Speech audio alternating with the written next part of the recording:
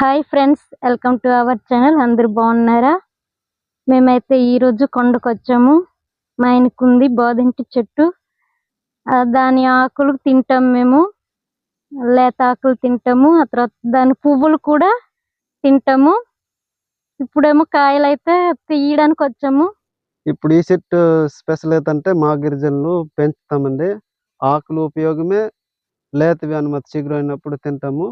అలాగే దాని కాయలు లోపల ఉన్న గింజలు తింటాము. పువ్వులు కూడా తింటామండి. చాలా బాగుంటది కూర అనేది.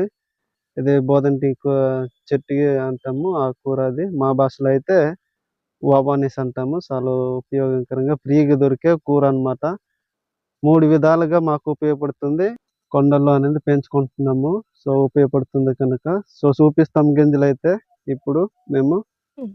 బద్దలు కొడుతున్నారు. ఓ ఉన్నాయి చూడండి.